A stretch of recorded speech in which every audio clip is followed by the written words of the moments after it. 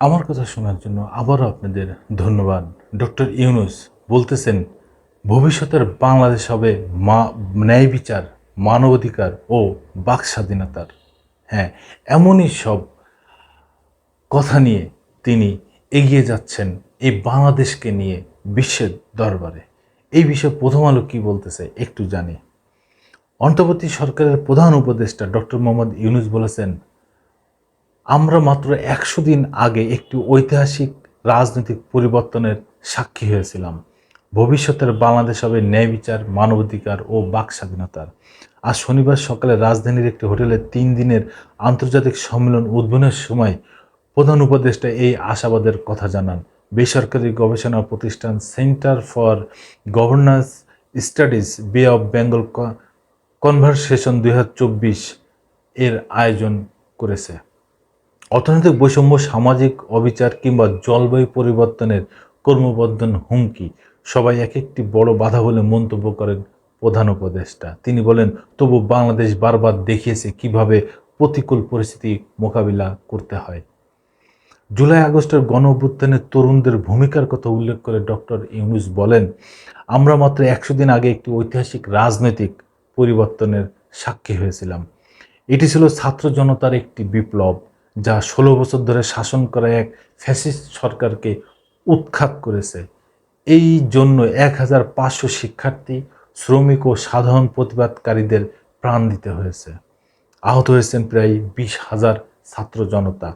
এই আন্তর্জাতিক সম্মেলনের মাধ্যমে আসুন আমরা তাদের প্রতি গভীর শ্রদ্ধা নিবেদন করি, যারা নিজেদের জীবন উৎসর্গ করেছেন, যারা চিরদিনের জন্য তাদের অঙ্গ প্রত্যঙ্গ, দৃষ্টিশক্তি এবং শারীরিক সক্ষমতা হারিয়েছেন এবং যারা এখনও জীবন যুদ্ধ চালিয়ে যাচ্ছেন।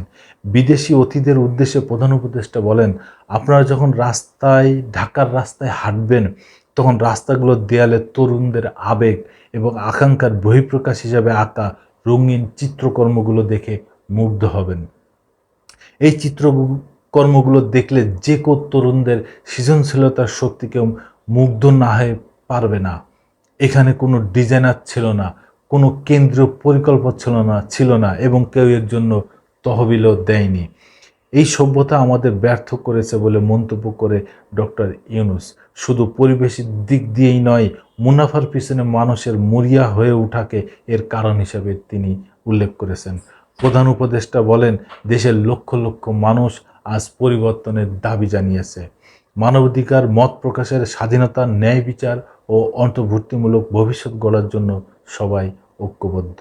তাই এই বছরের সংলাপের প্রতিপাদ্য একটি ভঙ্গুর বিশ্ব। আমি বিশ্বাস করি প্রতিটি সমস্যার সমাধান রয়েছে যদি আমরা ধৈর্য ও সাহসের সঙ্গে এগিয়ে যাই। সম্মেলনে বক্তব্য দেন পররাষ্ট্র উপদেষ্টা মোহাম্মদ তৌহিদ হোসেন ও সিজিএসের চেয়ারপারসন মনিরা খান। এছাড়া ভিডিও বার্তায় বক্তব্য দেন মালয়েশিয়ার সাবেক প্রধানমন্ত্রী মাহাথির মোহাম্মদ, বলিভিয়ার সাবেক প্রেসিডেন্ট হোর্গে কিরোগা। অধিবেশন সঞ্চালন করেন সিজিএসের নির্বাহী পরিচালক জিল্লুর রহমান। জি, এরকমই আত্মবিশ্বাস নিয়ে ডক্টর ইউনূস এগিয়ে যাচ্ছেন বাংলাদেশকে বিশ্ব দরবারে মাথা উঁচু করে দাঁড়ানোর জন্য। তার সাফল্য কামনা করি এবং এই বাংলাদেশ তার সাথে আছে। ধন্যবাদ। আবার আসবো নতুন কোনো কথা নিয়ে, নতুন কোনো ঘটনা নিয়ে। আমি প্রিন্স।